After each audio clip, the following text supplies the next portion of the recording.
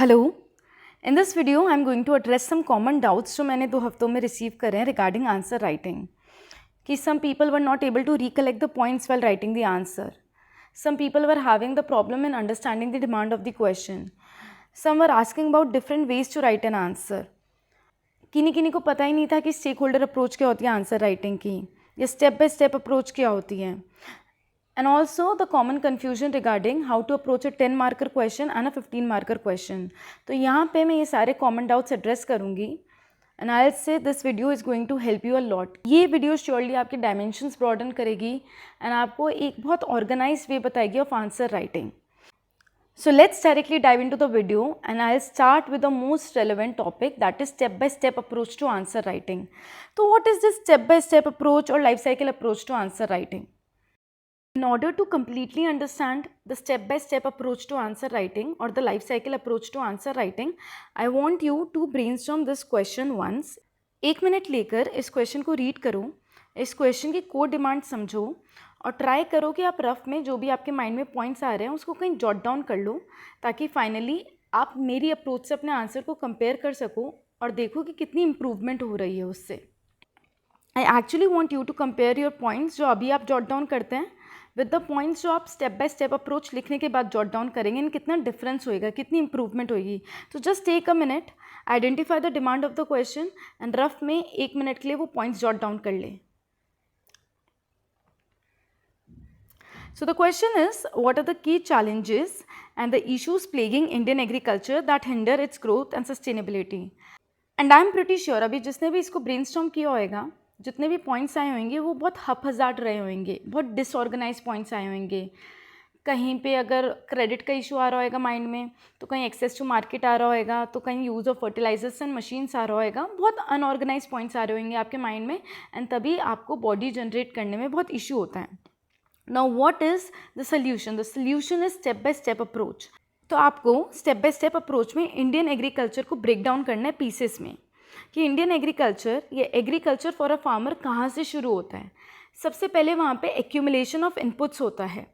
तो let me explain you by going to the next slide. As you can see, in order to explain you life cycle approach, मैंने agriculture को steps में break down कर दिया है from the very starting. Farmer सबसे पहले क्या करते हैं? इनपुट्स एक्यूमुलेट करते हैं लाइक पेस्टिसाइड्स, फर्टिलाइजर्स, एंड उन्हीं चीज़ों के बाद एक्यूमुलेट होने के बाद सोइंग होती है, उसके बाद इरिगेशन होता है, इरिगेशन के बाद हार्वेस्टिंग होती है, हार्वेस्टिंग के बाद स्टोरेज एंड ट्रांसपोर्टेशन इन्वॉल्व होता है, स्टोरेज एंड ट्रांसपोर्टेशन के बाद access to the market, and बीच में in between and even after the market access there can be the processing of food. तो मैंने सिंपली क्या किया, एग्रीकल्चर को उसके स्टेप बाय स्टेप पार्ट्स में डिवाइड कर लिया इन द टर्म्स कि क्या क्या प्रोसेसेस इन्वॉल्व होते हैं।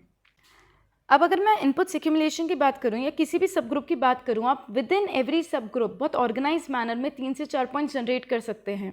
कैसे? फॉर एग्जांपल इनपुट्स एक्यूमुलेशन में we know that the marginalised farmers और the small farmers do not have adequate funds to buy the inputs. Also, many farmers are not aware about the right proportion in which the nitrogen, phosphate or potassium has to be utilized, the ratio of 4:2:1 ratio।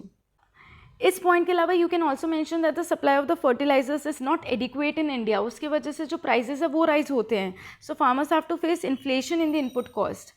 Then if you move to the next sub group that is sowing of seeds, तो वहाँ पे farmers को adequate knowledge ही नहीं होती, adequate training ही नहीं होती कि किस सॉइल टाइप पे किस टाइप का फूड क्रॉप ग्रोन होना चाहिए।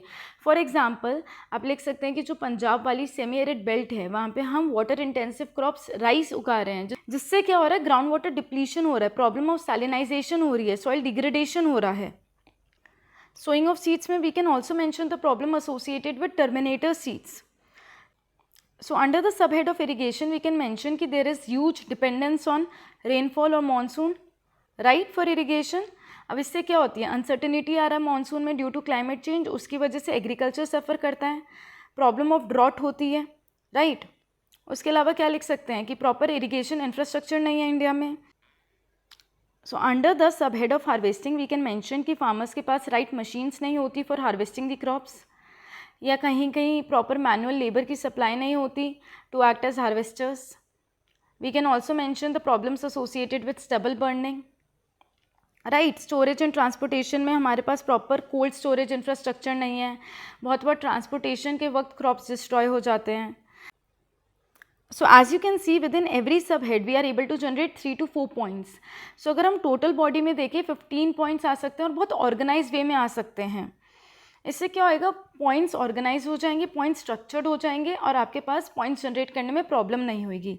तो इसी चीज़ को हम लाइफ साइकिल अप्रोच या स्टेक होल्डर अप्रोच कहते हैं.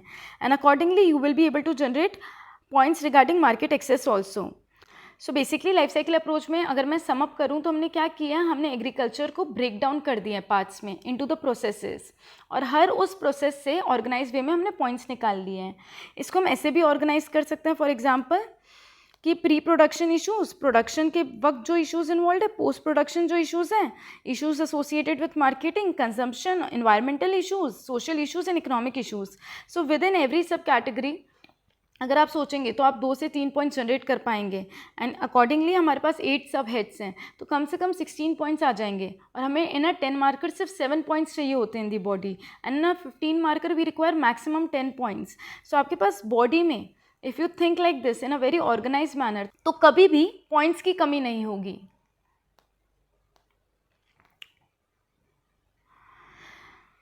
Also, other than the life cycle approach, there is also one more method, that is the stakeholder approach to answer writing. Stakeholder approach क्या होता है, अगर हम एग्रीकल्चर की बात करें तो एग्रीकल्चर में कौन कौन स्टेक होल्डर्स इन्वॉल्व हैं, मतलब कौन कौन लोग अफेक्ट हो रहे हैं एग्रीकल्चर से डायरेक्टली इनडायरेक्टली, या they are involve as parties to agriculture. तो हमें पता है फार्मर्स हैं.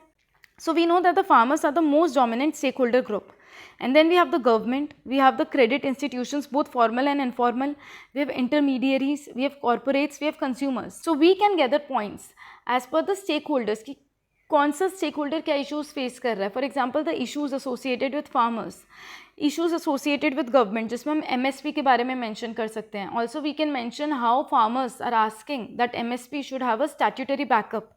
क्रेडिट इंस्टीट्यूशन के बारे में बात कर सकते हैं जहाँ पे फॉर्मल क्रेडिट इंस्टीट्यूशन बैंक्स होते हैं और इनफॉर्मल जो मनी लेंडर्स बहुत सारे विलेज लेवल पे इन्वॉल्व होते हैं, और कैसे इनफॉर्मल क्रेडिट की वजह से प्रॉब्लम होता है डेब्ट ट्रैप का.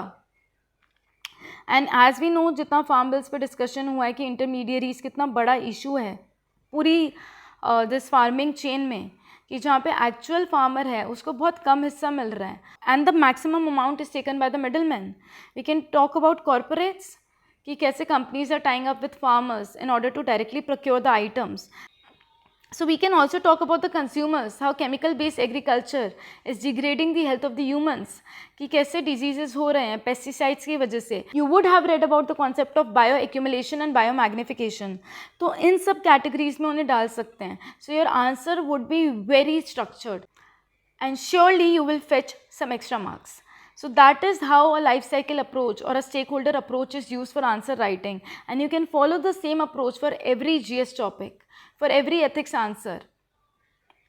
And if you'll follow this, you won't ever face a issue in generating points in the body. So as you can see, जैसे मैंने कहा था कि आप एग्रीकल्चर के इश्यूज़ को pre production, production, post production में डिवाइड कर सकते हो, तो मैंने वो डिवाइड करके उसके सब पॉइंट्स बना के आपको दे दिए हैं. फॉर एग्जाम्पल मार्केटिंग से related, consumption, environmental, social, economic, you can see हर एक सब टॉपिक के अंदर we were able to generate 3 points and that is more than enough. ये बहुत ज़्यादा होता है और इतने पॉइंट्स हमें चाहिए भी नहीं होते हैं. So you need to learn this art. एंड ये कैसे आएगा? You have to brainstorm a number of questions, try to analyse at least 5 previous year questions every day in order to understand the key demand of the question, to understand कि question क्या डिमांड कर रहा है, चैलेंजेस डिमांड कर रहा है या एडवांटेजेस कर रहा है, डिसएडवांटेजेस है, और जो भी डिमांड कर रहा है फिर उसको आपको बहुत स्ट्रक्चर्ड एंड ऑर्गेनाइज वे में लिखना है, जॉट डाउन करना है. And also you can use a number of flow charts, examples in your answer.